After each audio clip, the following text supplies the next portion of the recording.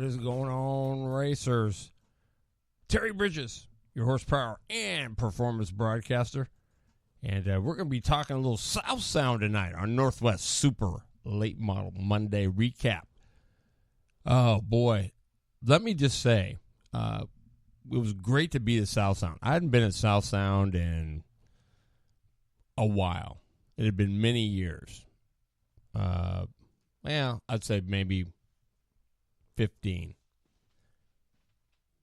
I didn't realize, having been at South Sound, the Tenino Teacup, what a facility. I mean, it's like the most underrated facility in the Northwest. I'd never noticed it.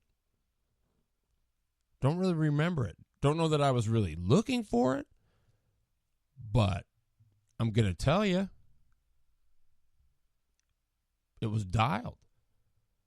Place is spotless. Place is organized as far as nice, well laid out pit area, how you pull up, how you get out. I mean, even the ticket booth is nice. Concessions are great. I hear they got some awesome chicken strips. Great food. Practice looked like it rolled flawlessly. Class right after class. Even safety checks. Smooth. Dialed right in. Sweet ambulance section there. I mean, they had the push trucks there. I mean, they had everything that I remember a speedway having. Like Portland Speedway. Back in the day. It gives you that feeling of back in the day. The way the stands are laid out. Places, I mean, immaculately clean. The grass was groomed. As far as racetracks go, I don't know. I've seen them all, and I don't know. I gotta say, if I had to rate it, I would say South Sound P1. That's what I'd have to say. Nothing against the other tracks. I'm just having to say.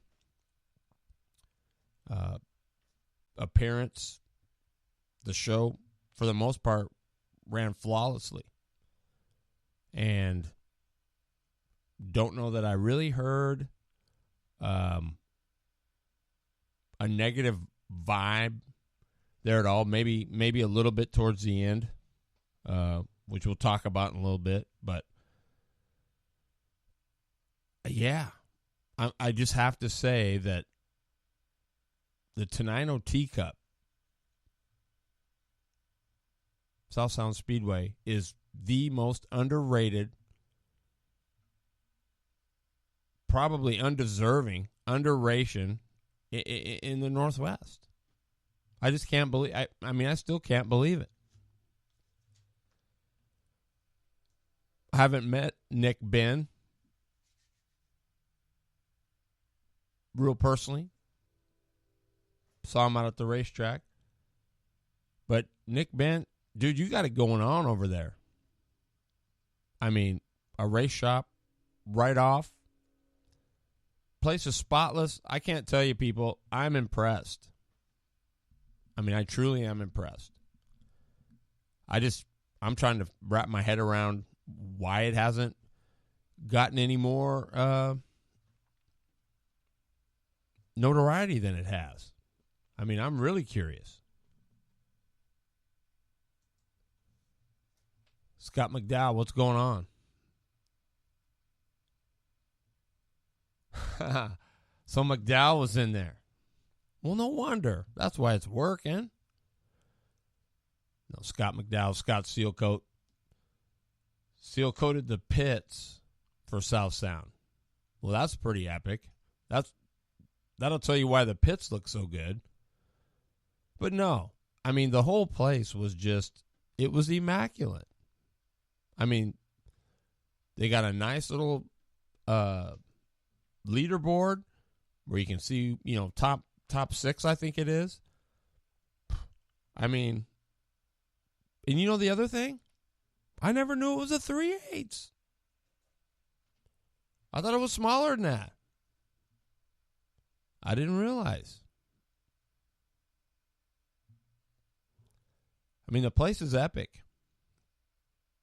And, I've even thought that Dave Chisholm, my man. But I've even wondered, I've even thought maybe potentially maybe it lessened in competition. So, it was kind of like, oh, well, I'm going to go run Evergreen because the comp's better than here. I don't know if that's true or not. I'm going to tell you one thing. By looking at what I saw on Saturday night, there's no difference. There is no difference. I'd never seen Presley run. Or Chad Hinkle. Or Brandon Carlson. But I'm going to tell you, dudes can roll. Mitch Klein, what do you say? He wins the Rumble in Rochester. I'm going to say, in this deal, the Northwest Super Late Models, in this deal, W's a W. For sure. Because you got to be there to snatch it up. I do have to say, crushing situation for Rocket Rod Schultz. I mean, Barrett's had that thing dialed in. And he was rolling. 123 laps. I didn't actually see contact or see the contact. All I know is when he was sliding through the infield grass there, heading to turn 1, I mean, he was pretty solid all night, as Mike Michelson would say. And so I don't know. I didn't see the contact. Nonetheless, Schultz leads at 123 and ends up 12th. Yeah. 12th's a salvage, for sure. Zamora caught up in that, who was a player.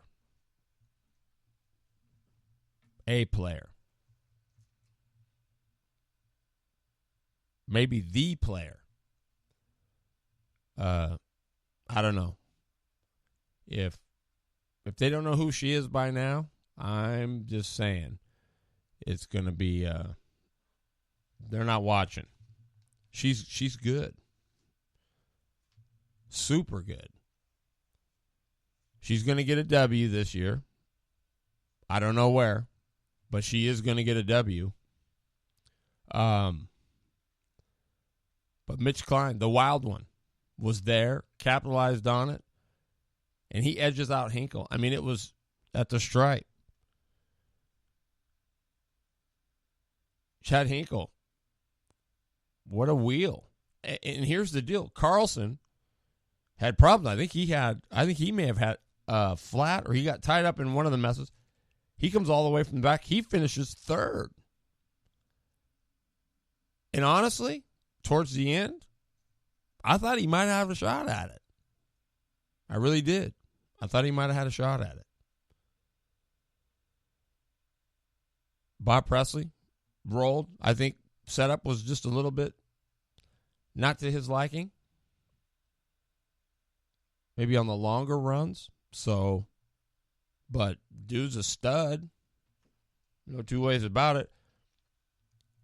Fifth, Doesn't do this run justice for Molly Helmuth because she was up there as a player, but man, here's a self-made girl right here. She's got some help, but who wouldn't help her? I mean, she's beautiful. She does all her own marketing, and she can wheel it. No doubt about it. She's been out a little bit longer than Zamora has. But Molly Helmuth's a player and could easily get a W. Donnie he was sixth. Brooks Schimmel. And Donnie's sixth was a quiet one. He rolled up there. But he said they were working on it. Still not bad. Sixth. Brooks Schimmel, seventh. Tommy Ellison, eighth. Kurt Meyer, the ninth spot. Brittany Zamora, 10th. Ed Thompson, 11th. Rod Schultz, 12th. Shane Mitchell, 13th. Jeremy Richardson, 14th. Jan Evans, 15th. Stephanie Evans, 16th.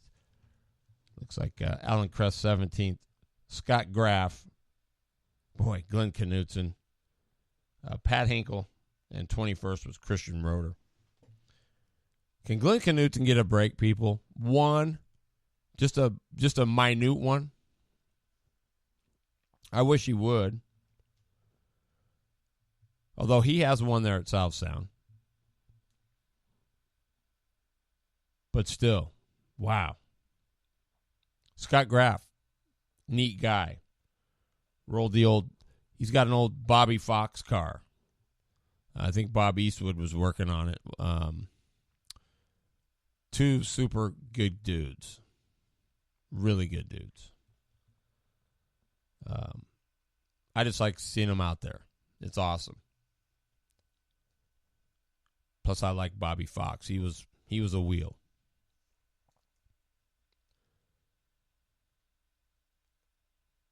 Yeah, Zamora was a player. She really was. But how about Rod Schultz? Now, I hadn't seen Rod Schultz in forever. And it was good seeing him there. And to be in the car that Luke Selican was in last year, which we won't even get into that, how criminal that is. But nonetheless, Rocket Rod, he rolled it. I mean, he was the dude. He was the dude. And Zamora worked him to death. And he had quite a few working on him. And a few restarts, too. I mean, restarts become one or two, okay, but you start getting in, 4, 5, 6. Boy, they start becoming super crucial. And you got to be money. And Schultz was money. So Rocket Rod, man, last time I saw Rod Schultz, he had just won at Portland. And he was in a little V8 powered Anglia. I don't know. I mean, this thing was narrowed up pretty decent. And he made the first trip up out of the track because he had won that night. He made the first trip up past towards Union Avenue or Martin Luther King Boulevard, whatever it was you remember it by. And that back end was hopping pretty good. Well, there was just a little flat spot where you can go up the hill some more and you cross one street and go up.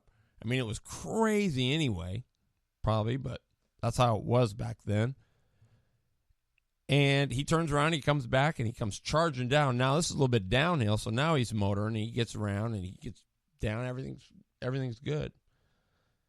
Now, if you remember the Portland Speedway where you first came in, there was the entryway as well to the, like you were going to the drive-in. So you kind of had to walk. You had you funneled in there. But he turns it around right there, and he comes back, and he stands on it. And this time, it's not so straight. It bounces right, it bounces left, it bounces right, left, boom. And next thing you know, it's up in the air. And in there was a clump of trees where the parking lots were, one was a little bit lower than the other. And he stuffed it upside down in those trees. And that's the last time I saw Rod Schultz. That was after his first win at Portland. It was pretty cool. But little history lesson. But Rod Schultz, a good guy. He was there. And Shane Mitchell, he ends up 13th. And he was the guy, too. He was there. I didn't see what happened. I don't know if there was, I didn't see it. I wished I would have, but I don't know. I don't think Shane Mitchell's that kind of dude. I could be wrong. I haven't seen him run a whole bunch, but I like his crew guys. They're pretty cool. He gets it done. This was his kind of racetrack, I think. Maybe a little bit bigger than what he's used to running, but not enough to make a difference. Jeremy Richardson, 14th. Jan Evans, 15th. Stephanie Evans, 16th. Alan Kress, neat guy, Oregonian. So, hey, got to show him some love. But good kid. Raced against some studs. I mean, Matt Daskalos from down there. I remember he was a player at Portland and in those Biffle eras. There was a lot of great drivers. Darren Shaw.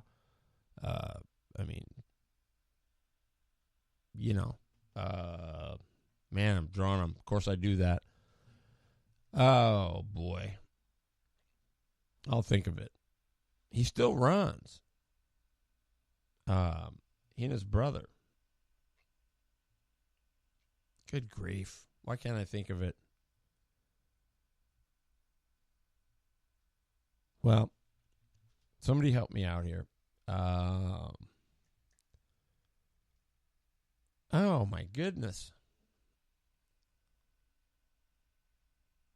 Well, I'm trying to think of both, and it's driving me crazy.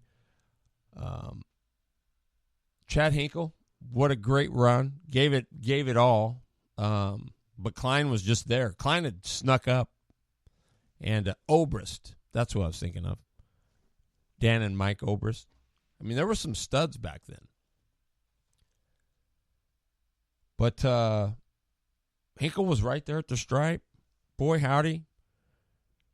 My dad used to say, I'd rather lose by 50 than by 1. Then at least you knew you got beat. So that was a close one for Hinkle. Brandon Carlson, dude rolled it. Super rolled it. Came from the back, had issues, dude rolled up. I mean, basically, you would have, well, you don't do that now. But basically, you would have counted him out. It was it. That's it for Carlson. Tough. He ran tough early, but boom, he rolled it. He really rolled it. And Bob Presley, he's a player. I think he's a bigger player than he gets credit for. I mean, I know that's where he runs mainly, and totally get that, budgets, everything. But that being said, even the fact that he doesn't roll anywhere else, I mean, Presley's a bigger player than I think he gets credit for. He can wheel it, really wheel it. Brooke Schimmel, best run I've seen her have. They finished good, 7th. I mean, correct me if I'm wrong here. Correct me if I'm wrong. But, and this could just be me, showing you my age. But for me now, I look at this. I mean, late models to me are my love. They always, they have been. I mean, from day one. But if it came down to having to win and do it,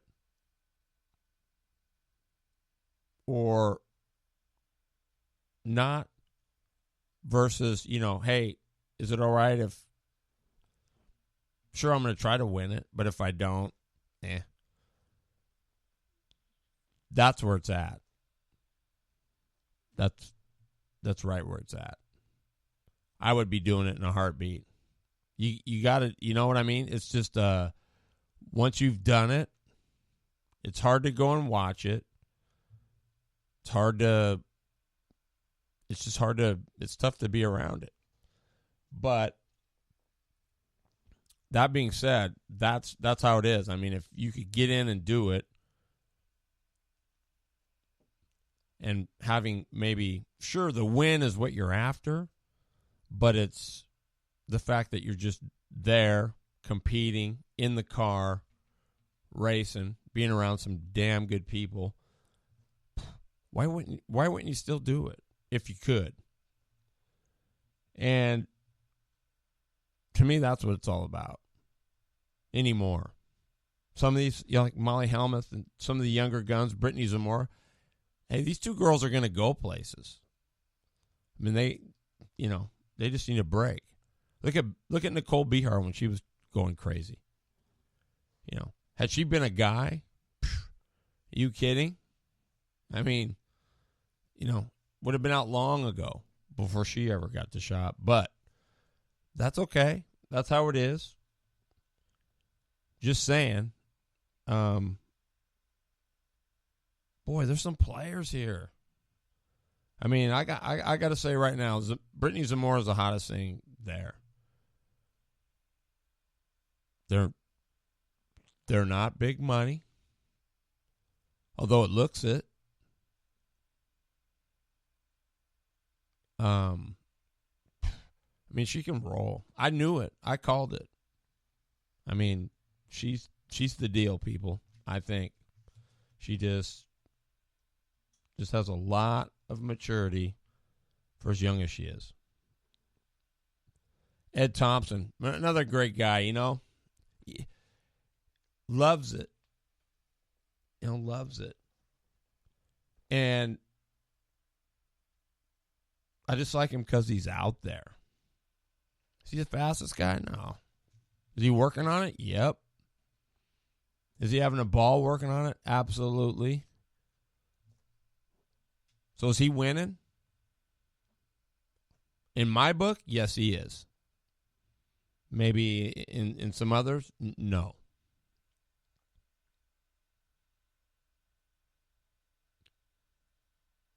Devin West wins the Legends. Corey Boyle wins the Baby Grands. I'd never seen those Baby Grands up close either. Man, those things are killer cool. I mean, killer cool. I mean, you look inside. I mean, it's like looking inside of a late model. It's trick. Love it. That's what it's all about, too. I mean,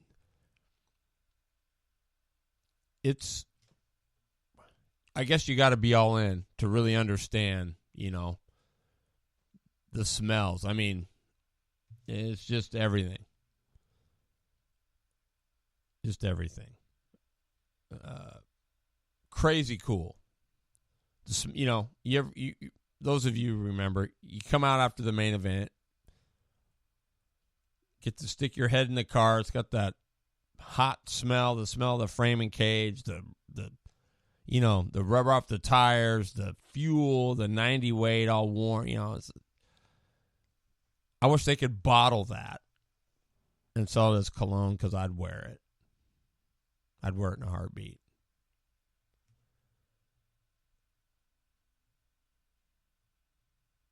Good stuff going on with South Sound. As I said earlier, I cannot give them enough credit. That is totally, I can't even believe I'm saying this, but South sounds like a one of those closet finds that you find, right? You find that old comic or something that's just, the place. I mean, I couldn't believe how. First of all, I just couldn't believe how immaculately clean. Now, I know we've talked about it. I'm just saying, this place is way underrated. Just Crazy underrated. And they did a darn good job running the show. So I just want to make, through all that, through all the BS we were talking before, whatever, it was about that. They just got it done. They don't have any sanctioning, from what I understand, or from what I was told, so they run their own ship. That's good and bad. I think maybe some of the issue is if they could open up the rules, or have it to where it suited more cars. Maybe that's the issue. Some say that is kind of, but what I'm saying is trying to get everything to draw people there. That place is crazy. That place should be slammed every Saturday night or Friday night. It should just be slammed. Great concessions. Well run at the gate. Strict, but not stupidly. So, shout out to Nick Ben and the gang at South Sound. Wow.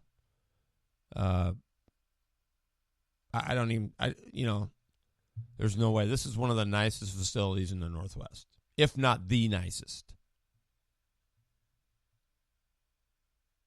Evergreen's nice, but it's kind of different. It's because of the size of it, but it's still nice. They got TVs down there. Is that good? Yes and no. I don't know. Maybe part of the deal was too, you had to kind of decide when you were going to go hustle down to get your stuff, or you had to do it to break or whatever. But that's technology. TVs are cool. None of that really there that I saw, but good, nice, old school announcer's booth. Just slick. The way the pits were laid out, the way the grass was mowed. Yeah, just really cool. Douglas County Speedway. I was there once when it was asphalt, never when it was dirt, and never when it was reverted back. It was back in the old open comp days, probably 80, late open comp times, 86, 85, 86, 87 in there. Went down with Don Irely down to Roseburg. Yeah, it was okay. Hittner was there. Hittner was the big stud down there. Probably still is. Alan Kress, that's his home track from the Northwest Super Late Model Series. So it's going to be interesting to see what happens down there. I don't know. Some people say it's D-shaped now.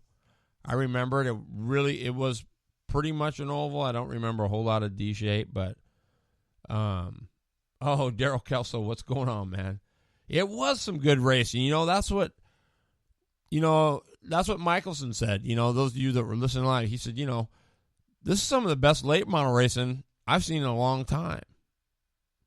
And then, boom. Everything breaks loose. So, I don't know. Tough break for Rod Schultz, though. And Zamora, who got caught up in that. Yeah, shame. But nonetheless, good seeing you, Daryl Kelso. You should see the facility. I just got through saying. Let's see. Christian Roeder out early. I don't know what happened there. But all in all, I'm going to say it was a pretty dialed weekend. Practice seemed to go really smooth. the layout of the place, as far as the pits going, pit 90 is pretty cool. Kind of keeps everybody all together, yet you still got enough gap that you're separate. It's, if you haven't been there, it's cool. I had been there and just never really paid much attention, which you might not do. You might not do, depending on what you're doing. If you're in the crewing or whatever, going to help somebody out, sometimes you don't always focus in on that. But when you're kind of not and you've got some time, you kind of just look over everything. I mean, it's well laid out. It's, God, I just like that. I'm raving about the place because I really, I'm just dumbfounded why, man, it's probably one of, if not the nicest track in the Northwest, in my opinion, just on what I like. Nothing against the other ones, because they've all got their traits. That's what makes it so cool. But Devin West wins the Legends. Those things fly too. The Baby Grands fly, which was run by Corey Boyle.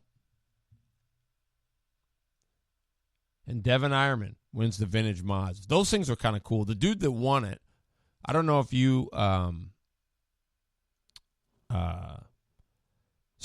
remember the old Flintstone commercials, but there was this one, man, I can't even remember which episode it was, but it was with the, I think it was when Cruella, whatever, was there, and they had the really low rider station wagon. It was kind of bad. They had one that looked just like it. This dude won it with it. That was Devin Ironman. That thing was sweet. It was long and low and chopped. It was tight. Fun stuff. They put on a good show. Those Baby Grands hauled the mail too. I couldn't believe it. I mean, they actually flew pretty good. Of course, Devin West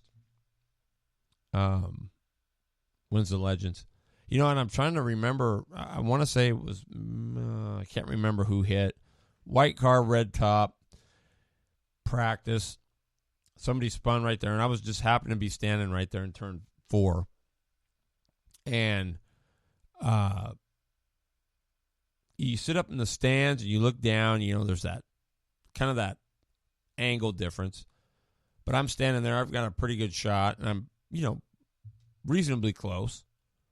And when he avoided it, he couldn't, he went to avoid it, go wide, and went straight on to the, boom, hit pretty much right front first into the concrete wall. Maybe a little bit of an angle, not directly head on, but a pretty, slight angle. You forget how hard those hits are. Man, that was a shot. And it made some racket when he hit that thing. And it moved it. It shoved it back pretty good. It was a Chilliwack, I'm going to tell you. But just made me realize we forget how, man, you're on the pavement and stuff. You're going, man, you're going so much quicker. Those licks are really shots because, just that little Legend, it was like, boom, and the noise it made, it was like, wow. It was a whack. It was a whack. Of course, I was in practice, which really blows because, what are you going to do? Nothing. A car would have been 2 hooks or whatever to get it on the trailer. But, yeah, I forgot how hard those things hit. It's like, man, that was and it was quick, too. It wasn't like he had a whole lot of time to think about it or whatnot. It was a pretty quick whack. Meridian. After Douglas County. I've never been to Meridian either, so a lot of this is learning for me too. The only thing I know from Meridian that former tour ace John Dillon was there the year he had his what they call it, like a computer car. Got to get data. That's when data was first coming out. I think he won 13 out of 15 tour races. I remember at Portland, he was lapping Ron Eaton. No, not like now. When Eaton was a stud. Always will be a stud in my book. But when he was a stud, especially at Portland, you just very rarely did Ron Eaton get lapped at Portland. John Dillon, dude flew. And he flew everywhere.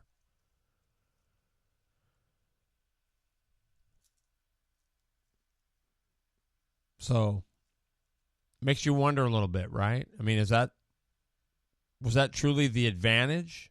Or was that, I mean, you hate to say, you can't say cheating. But you say, is that because of the advantage of the computer? Did it really make that much difference? Or did they just get, and have a damn good car and got her down? I'm sure some of the feedback helped. Can't necessarily give it all the credit. Kind of like a third link, right? You can't give it all the credit when it works and vice versa. But, yeah, interesting. But that's what I know about Meridian. That's about it. John Dillon was a stud. Didn't hear much of him after that. I know he sold the car to Bruce Volstead, who had it, along with all the notes, etc., etc. I don't know that Bruce was quite as successful as John was, but nonetheless, wheeled it.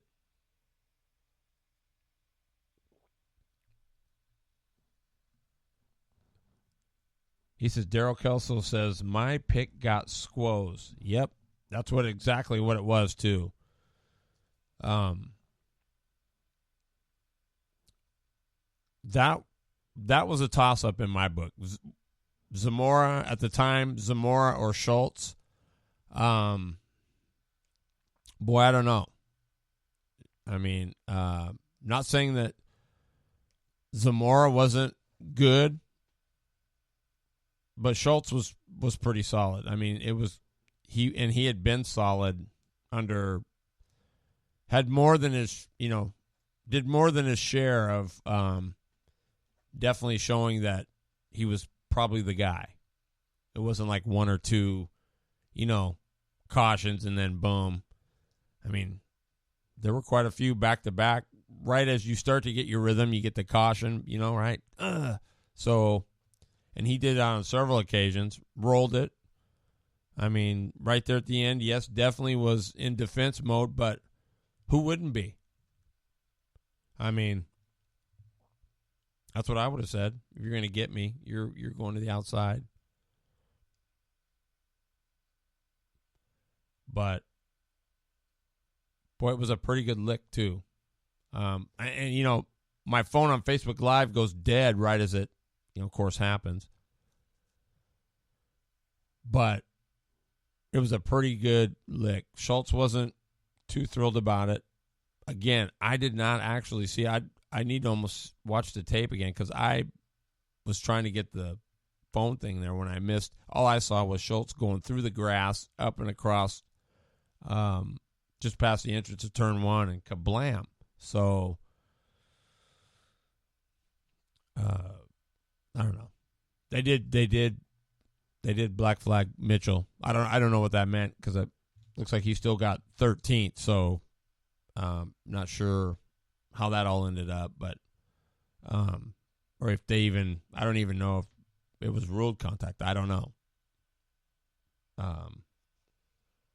But nonetheless, Mitch Klein, the wild one. You know how cool that is? I mean, that is the ultimate. I mean, it's fun to do it and all that neat stuff, like I was saying earlier. But I mean, to feel like what Matt Klein must have felt like, that's cool. That's really cool, and that does trump all the rest of it because that's really what you're after. But still, that's super cool, especially for the guys that work on it.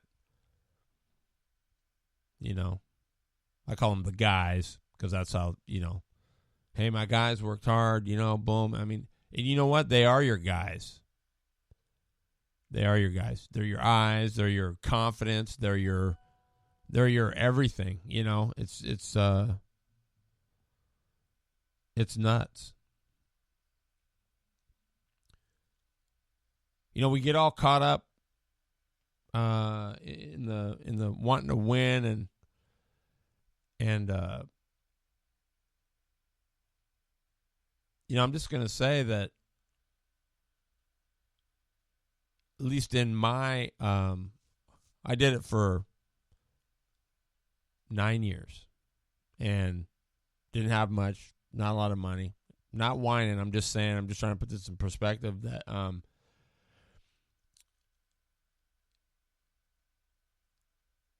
it's really not the destination. It's the journey. If you're really honest, it's the journey. Had such great times, just like these guys do.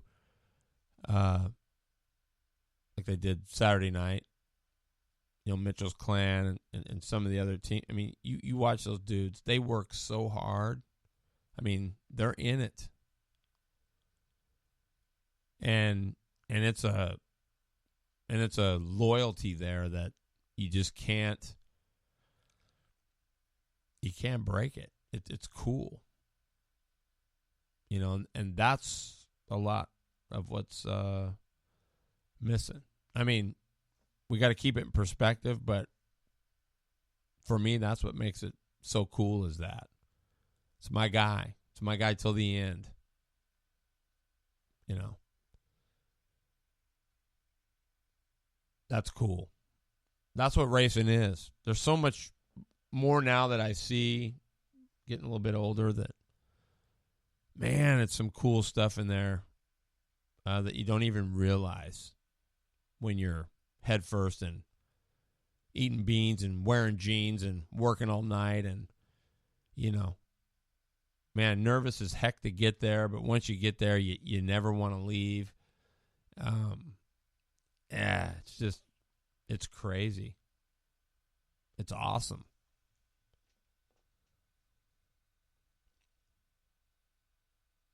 But for some, it's you know, kind of all or nothing. But it's the journey, guys. I bet if as racers could totally get that, because that's kind of how it was back in the old days. You know, it was still the haves. That's racing, right? There's always going to be those. No matter what you do to equalize it, there will always be the haves and there will always be the have-nots.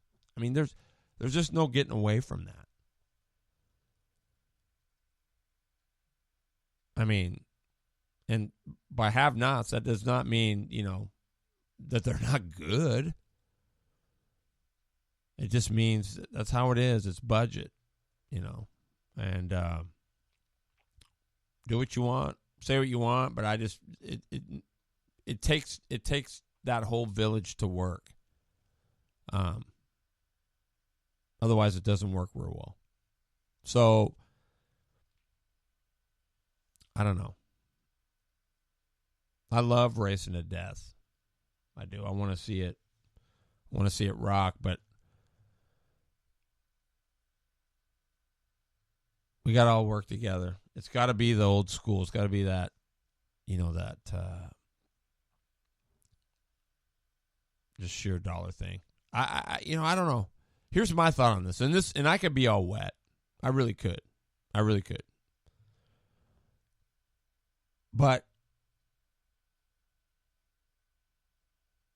if you did go to a full and Culver, if you're still on here, maybe you can help me out here. If you went to a full, like, you made the series a true crate motor series, and you didn't open. I get why I get what the answer is, and I'm not saying it's even wrong or not right. What I'm saying is, because you're trying to keep people from having to, you know, buy another motor, right? My deal is, what if you made it all crates? Would it really be? I mean, what some guys would probably go, well, man, I got this, and But if your motor's worth 30 and you can get a crate for this and still get in there, I mean, what guy isn't going to give you a crate motor for your open motor? I mean, if you were, hurting for dough.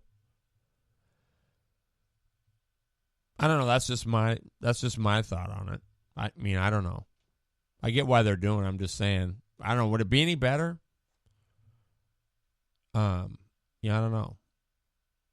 Maybe they're, the weights are, I don't know if the weights are balance everything out or not. I mean, what do they say? No substitute for cubic inches but I don't know.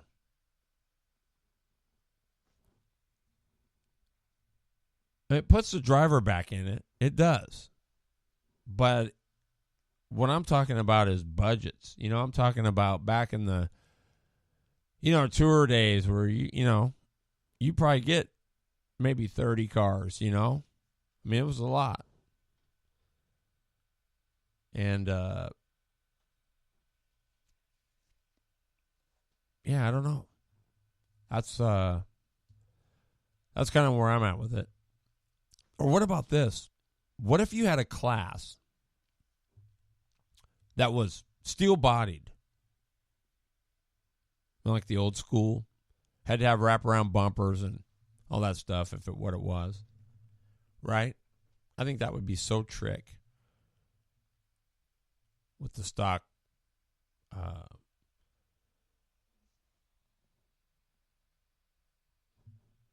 grill and everything in there. It would be dialed. I don't know. Maybe they've tried that. There were some cool cars back east that were like that. It was really slick. But I know that'll always be my favorite. But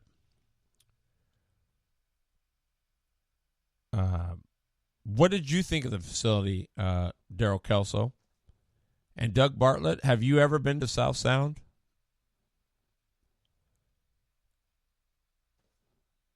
And let me know what you think.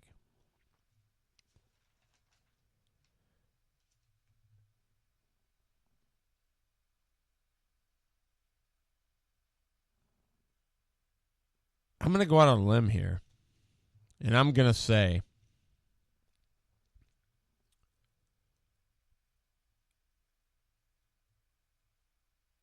Brittany Zamora gets her first win at Douglas County.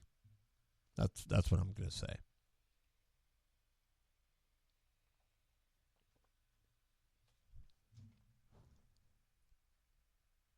Just saying. Love them all. That's the cool thing. Some pretty cool dudes. I met Robert Richardson. What a great guy. What a super good guy.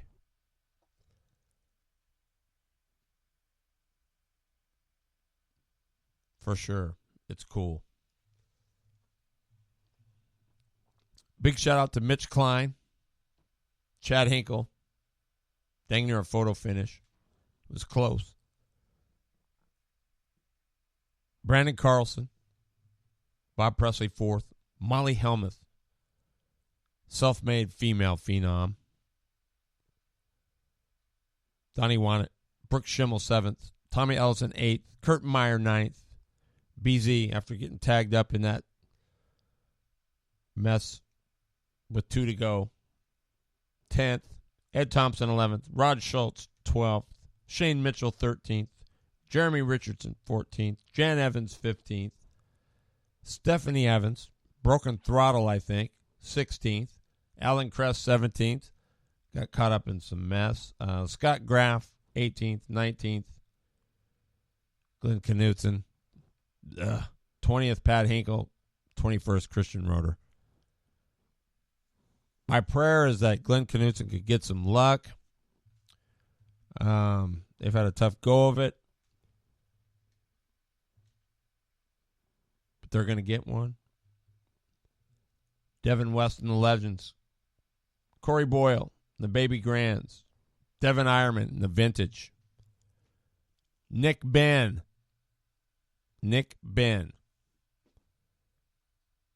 Your place is awesome, man. Your place is completely awesome. Place should be packed every Friday and Saturday night. I used to love Fast Friday for what it's worth. But, man, you've got, right, you're kind of that cool, I don't know, retro thing. Got a little bit of old school, but still some modern tech. I think it's dialed. Mike Michelson says they got the best chicken strips there. So, don't know what to tell you. You got to go. Bartlett? No, man, I'm just trying to reason with you.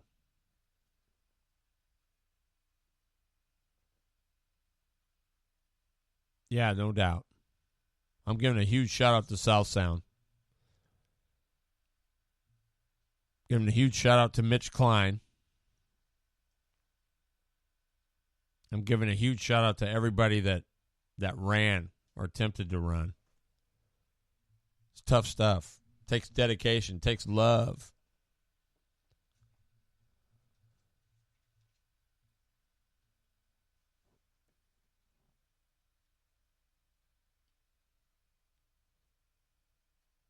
That is correct, Doug Bartlett, because I'm going to say the place was pretty full. Really full.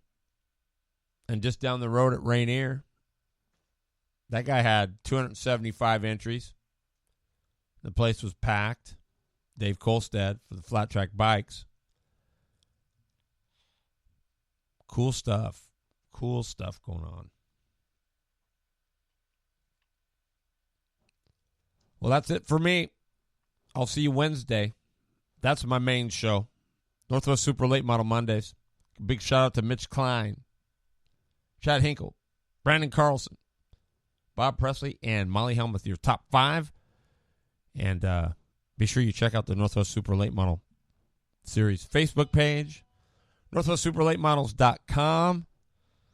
And don't forget, Douglas County, 2 weeks. Be down there for the Douglas County 125. Then Meridian. Back to Idaho. It's quite a trek. Looking forward to seeing everybody at Roseburg. Thanks for tuning in. Appreciate it.